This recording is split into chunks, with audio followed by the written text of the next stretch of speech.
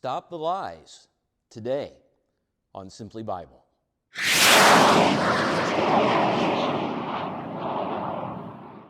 We live in a world today where it is extremely hard to know what to believe. There are so many half-truths being told. There's so much deceit in the world. We don't know what is true and what is not anymore. And as a result of that, we've become very skeptical of everything. In fact, we know what we believe and what we hold on to, and when we hear something that doesn't go along with it, we just throw it away offhanded. We just throw it away. We don't hold on to it, whether it's true or not. If it doesn't go along with what we believe, we toss it aside. But there's a second unintended consequence as well, because if something does go along with our beliefs, we'll hold on to it. And we don't bother to examine whether or not this evidence or whatever it is that we heard is actually true. But on top of that, we'll go off and begin to tell others, because we've accepted this evidence because it goes along with our belief system already. And so we accept it and we tell others about it. And if that piece of information is not true, then we inadvertently become part of this cycle of deceit that's already in existence in the world. We're perpetuating the lies. The world we live in is caught up in this cycle of deception, this cycle of deceit. And they're all the cycle of deceit, and there are all kinds of people out there with agendas who are trying to persuade us to come over to their side, to their way of thinking, to their belief system. And they do so by twisting facts and telling half-truths, and they're trying to deceive us into their way of thinking. And if we're not careful, we can play into that. And if we do, we end up perpetuating this cycle of deceit that already is in existence in the world. And so how do we as Christians navigate a world like this? What can we do as Christians to break this cycle of deceit? How can we navigate a world that's full of lies and half-truths? And I think there's a couple of things that we can do to help with this.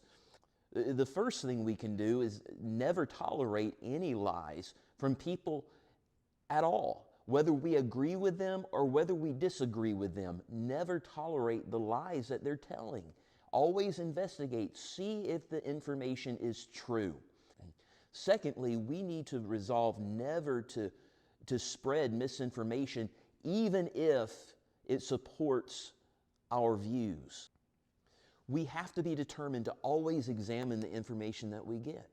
We have to be determined to break this cycle of deceit, to fight these lies, and the only way we can fight these lies is with the truth. When someone brings us information that they've twisted or have taken out of context, that we disregard it, that we're not going to spread it, that we're not going to accept information that is false. And the third thing, we need to determine to always speak truth. Here's what Jesus had to say in Matthew chapter 5 and verse 33. Again, you have heard that it was said to those of old, you shall not swear falsely, but shall perform to the Lord what you have sworn. Now, the swearing Jesus is talking about here isn't talking about cursing or four-letter words. He's talking about sworn testimony. When people would swear testimony or give information and they want to put a whole lot of heft to it, to make it more believable, many times they would invoke God's name. And this was forbidden by the law, but it was a common practice as well. And so they would say some piece of information and say, hey, may God curse me if this isn't true.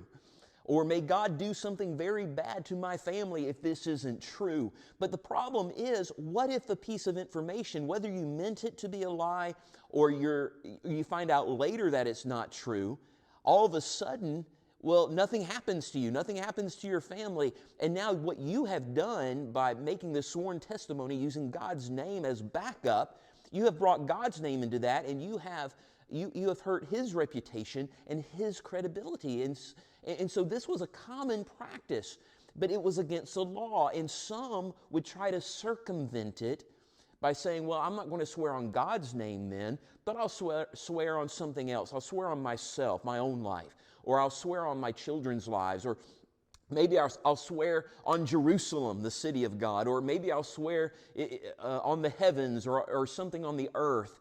But Jesus, again, he condemns this. Look at verse 34. He says, "But I say to you, do not take an oath at all, either by heaven, for it is the throne of God, or by the earth, for it is his footstool, or by Jerusalem, for it is the city of the great King. And do not take an oath by your head, for you cannot make one hair white or black." And so they try to circumvent the law, saying don't use God's name or don't swear anything by God's name. And so they'll have a whole list of other things. And so, okay, well, I'm going to swear by heaven itself. Well, wait a minute, that's God's dwelling place. You're still invoking the name of God by doing that. Well, I'm going to swear by something on the earth. Well, wait a minute, the earth is God's footstool. You're still invoking his name and his credibility and his reputation. Well, I'll swear on the city of Jerusalem, but that's God's city. Well, I'll swear on my own life then. I can get around it by swearing on my own life. No. You belong to God. You were created by God. You are one of his children. Anything we swear on in this earth, Jesus says, we're still invoking God's credibility and God's reputation.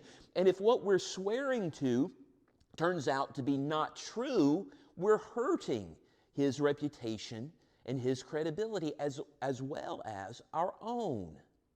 And so no matter what they would swear by, whether it's heaven or earth or Jerusalem or their own selves, they're still invoking God's credibility in it. But let's take it a step further here.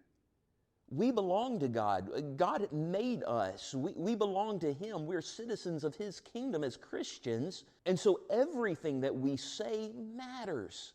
And Jesus says, stop this. Stop this. Make sure when you speak, you're only speaking truth. Look at verse 37. Let what you say be simply yes or no. Anything more than this comes from evil. And so here we are today. We live in a world, and this world is just always tends to bombard us no matter what we're doing with lies and half-truths and all of this deceit, and it tries to sway our belief system and say, hey, come over here and believe this because of this fact, or you need to believe this over here because of this fact. And we're so skeptical of everything, and we need to be very, very careful to only speak the truth. When we hear something that agrees with us or with our position, we need to examine it first to make sure it's true before we go off and use that piece of information. If something doesn't agree with our position, we still need to examine it to see, hey, maybe this is true. Maybe I've made a mistake somewhere. Maybe I need to change. But we always have to determine to only speak truth. And if the facts, whether they agree with our position or not, if they turn out to be false, we need to disregard them. And when we determine to do this, we will begin to foster an environment of truth and an environment of trust. And people will say, hey, those are God's people over there. Those Christians over there, they only speak truth. You can take what they say and you can trust it. You can take what they say to the bank. They're trustworthy people because they only speak truth. And when we determine to only speak truth, it is then and only then that we can break this cycle of deceit. Thank you so much for watching this video. If you like this content, make sure to subscribe to our page. Hit the like button. It will help with the YouTube algorithm. And hit the bell notification, and you'll be notified when new videos come online. Thank you.